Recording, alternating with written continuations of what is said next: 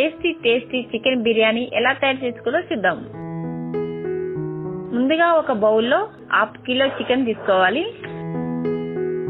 ఇందులో 1 కప్పు పెరుగు,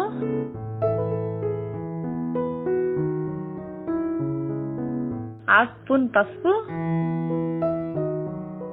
1 స్పూన్ కారం, 1 స్పూన్ ఉప్పు, 1 స్పూన్ ధనియాల పొడి, 1 స్పూన్ అల్లం వెల్లుల్లి పేస్ట్, కొన్ని పచ్చిమిర్చి ముక్కలు, 1 కప్పు ఉల్లిపాయ ముక్కలు సన్నగా తరిగినవి,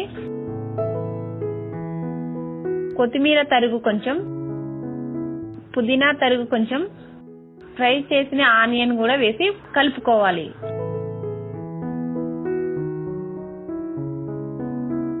చూసారు కదా, ఈ విధంగా కలుపుకోవాలి. తర్వాత ఈ చికెన్ లో 2 స్పూన్ల నిమ్మరసం కూడా వేసి కలుపుకోవాలి.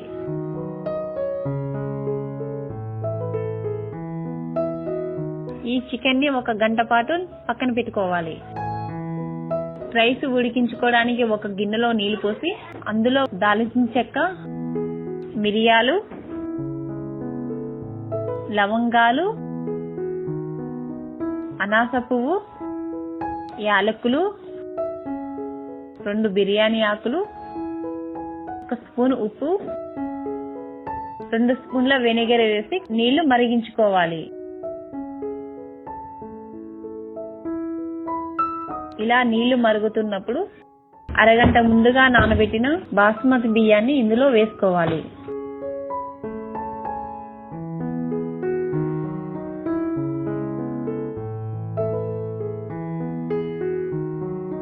ఈ రైస్ ను మరీ మెత్తగా ఉడికించుకోకూడదు.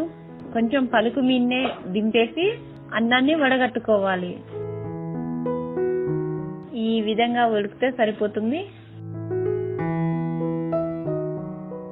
ఇలా అన్నాన్ని నీళ్లు వడగట్టి పక్కన పెట్టుకోవాలి. ఇప్పుడు స్టవ్ పై పండి పెట్టి 4 స్పూన్ల నూనె, 1 స్పూన్ నెయ్యి వేసుకోవాలి. ఆయిల్ వేడయ్యాక 1 స్పూన్ జీలకర్ర వేసుకోవాలి.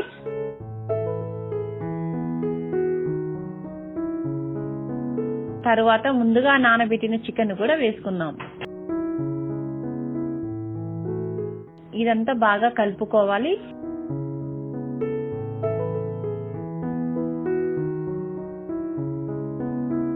ఈ చికెన్ ని మూత పెట్టి 10 నిమిషాలు ఉడికించుకోవాలి.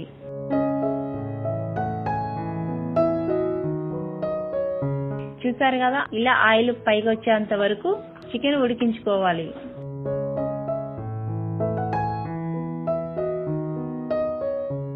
ఇందులో 1 స్పూన్ బిర్యానీ మసాలా వేసుకోవాలి.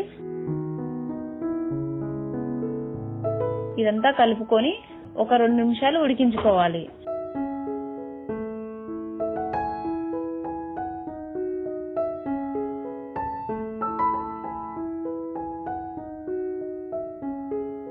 ఇప్పుడు ఈ చికెన్ ని సగం వరకు 1 గిన్నెలోకి తీసి పక్కన పెట్టుకోవాలి.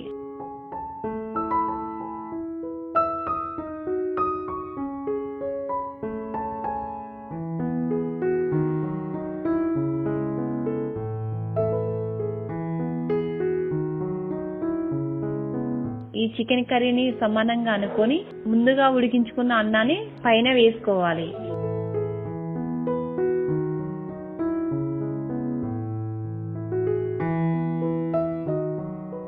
ఇలా మొత్తం సమానంగా చల్లుకోవాలి.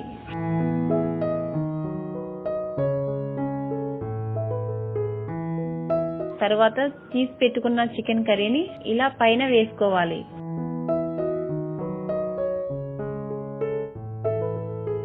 ఈ చికెన్ పై ఫ్రై చేసుకున్న ఉల్లిపాయలు,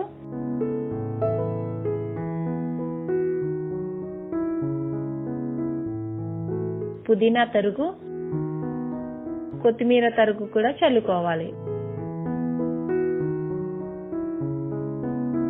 మళ్ళీ అన్నాన్ని వేసుకోవాలి.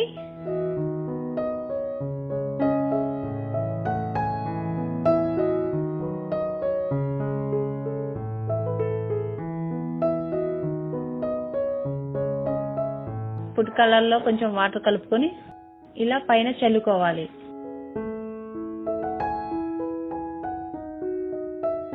చివరిగా 1 స్పూన్ నెయ్యి వేసుకోవాలి.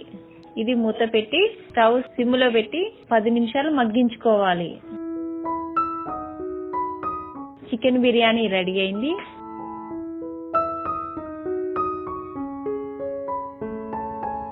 చూసారు కదా, లోన ఉడికిపోయింది. ఎంతో టేస్టీగా ఉంది చికెన్ బిర్యానీ రెడీ. ఈ వీడియో మీకు నచ్చినట్లయితే లైక్ చేయండి, మా ఛానల్ ని సబ్స్క్రైబ్ చేయండి.